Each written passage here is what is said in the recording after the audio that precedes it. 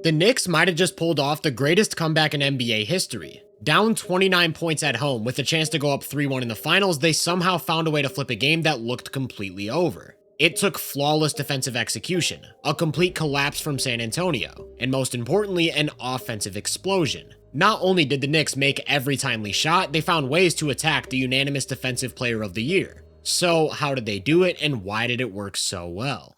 In today's video brought to you by PrizePicks, we're going to break down everything. But first, we have to understand what went wrong for their offense in the first place. The beginning of this game was defined by Karl-Anthony getting into early foul trouble. He picked up a defensive foul on the very first possession, then not even a minute later, he got called for hooking the arm of his defender on a drive. 2 fouls in 65 seconds, so he had to sit down. And with Mitchell Robinson in the game, everything becomes a lot easier for San Antonio's defense. Now they don't have to figure out how to keep Wemby at the basket. It takes the chess match out of this side of the ball. Instead of having to cross match and rotate to protect the paint, everybody can stay home while Wemby roams off of Robinson to turn away threats. That's what we saw for most of the first half. It didn't really matter what the Knicks did to create space. Everything just got funneled into Wemby, which meant everything got pushed away from the rim. And without help from the three-point line, that meant lots of inefficient shots. It was the same thing when the Knicks brought in aerial hook Porty. They want to empty a side of the court for Brunson to isolate, but Wemby helps early to take away the baseline and actually blocks a mid-range jumper.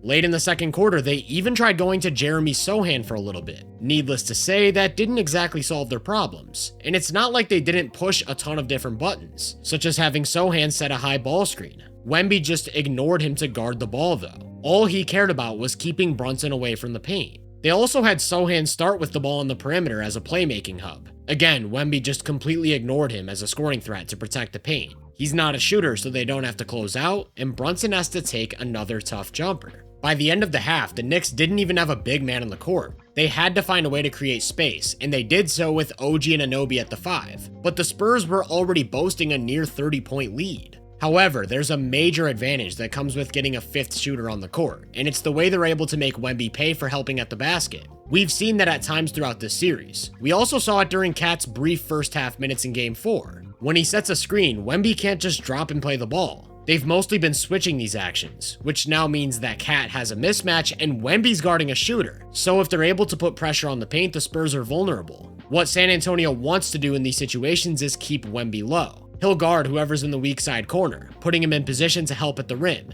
Then they're gonna X out to shooters to prevent the Knicks from getting wide open threes. A big part of keeping Wemby low means keeping him away from the ball. Instead of sticking with Shamet, he switches on to McBride so that Fox is the one stepping out to defend screening action. Then when Brunson turns the corner, Wemby's waiting for him at the basket, forcing him into a tough mid-range jumper. But because Wemby's gonna guard whoever's in the weak side corner, the Knicks can actually handpick his matchup. On this play, they put their 2 best catch and shoot guys there. Cat attacks a smaller defender, draws help, and now the Spurs have to scramble to cover the perimeter. By just simply making quick decisions against closeouts and moving the ball, they'll get a great shot. And that's been arguably their biggest advantage in this series. It's been a tale of 2 offenses for the Knicks. There's the old school offense with Mitchell Robinson on the court that allows Wemby to park at the basket. During those minutes, they've had an offensive rating of 91.4. Then there's the 5-out offense with Cat when they can punish the Spurs for having Wemby help. Those minutes have produced an offensive rating of about 119. For reference, heading into this series, San Antonio had a playoff defensive rating of 106.1. Essentially, Cat on the court has been the difference between elite offense and a complete inability to score. That's what changed in the second half. Cat was able to play more minutes. They leaned into their 5-out spacing, and they found ways to attack Wemby directly. Before we get into what that looked like though, I want to take a second to thank PrizePicks for sponsoring today's video. If you know you can play responsibly and you have the means to do so, PrizePicks is America's #1 app for sports picks. So if you're looking for a place to get in on the end of these finals, use code HMA and get started. The Knicks have a chance to put this series away, and with his back against the wall, I just don't see a world where Wemby doesn't stuff the stat sheet. He'll be aggressive, and he'll likely play lots of minutes, so I'm taking him at 34.5 PRAs. On the other side, we're rolling with the hot hand. Not Brunson, but OG Anunoby. He's averaging over 30 points in the last 2 games. We just need half of that, 14.5. And it's that easy. Find the stat you want, pick more or less, and you've got your lineup. If you sign up for Prize Picks with code HMA and play $5, you get $50 in lineups instantly. So download the app and let me hear your picks down in the comments. To start the second half, the Knicks wanted to pull Wemby into as much action as possible. Like I said earlier, part of keeping him low is that they've had to switch these empty side ball screens. And if he's guarding Brunson, there's nobody else who can protect the rim without overcommitting from the three-point line. That's how they get those rotations, move the ball, and create good shots. Here's what the Spurs wanted to do. After Wemby switches onto Brunson, his job is to not give up a quick advantage. Then Castle's going to come back with a late double to get the ball out of his hands while Wemby retreats to the paint, then matches up with the weak side corner. That way, nobody has to help from the perimeter and they're not in rotation. The Knicks made that as difficult as possible though. Instead of stationary ball screen setups, they were intentional with how they positioned everyone on the court, incorporated movement, and sometimes even added a second screener to the mix. This was truly one of the most surgical team offensive stretches you'll ever see. When Wemby switches behind the play to make himself the low man, they isolate him on that side of the court by himself. So when Cat draws a double in the post, OG cuts through and Brunson relocates up top, there's nobody covering Alvarado. That's a wide open skip pass and an even more open corner three. Remember, after Wemby helps in the paint, the Spurs want to X out. Wemby even points for Fox to close out to the corner, but the Knicks counter by putting OG there, then having Hart set a down screen on his own man.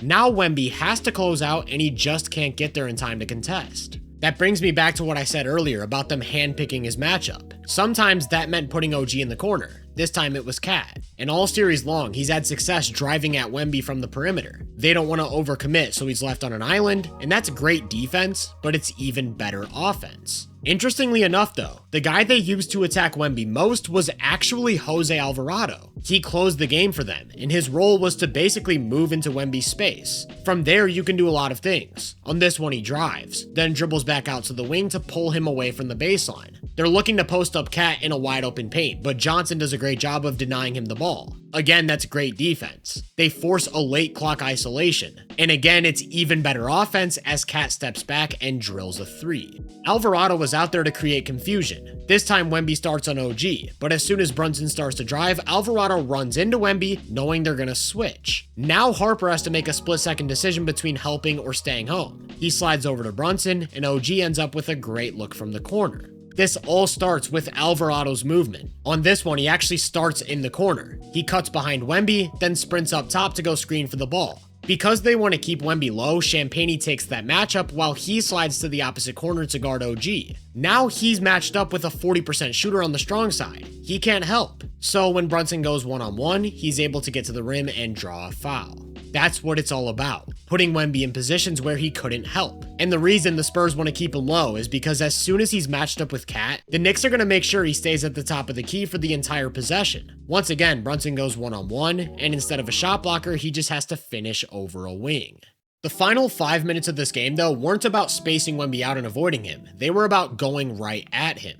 Part of keeping him low means switching matchups so that somebody else takes the screener. The Knicks attack that by starting two guys on the weak side. Instead of one ball screen, the first guy's gonna run through, so that there's nobody left for Wemby to switch with. He has to defend the second screen, which means he has to switch onto Brunson. That's when they come with a late double, and when the Knicks start moving the ball to beat the scramble. Eventually, a drive and kick leaves OG with one of the easiest shots of the night. So they went right back to it a play later, but the Spurs had a counter. When the Knicks start two guys in the corner, they switch even earlier to get Wemby back on the opposite side of the court and away from the ball. The Knicks had a counter for their counter though. Instead of Hart setting a second screen, Alvarado comes from the opposite corner, bringing the big man with him.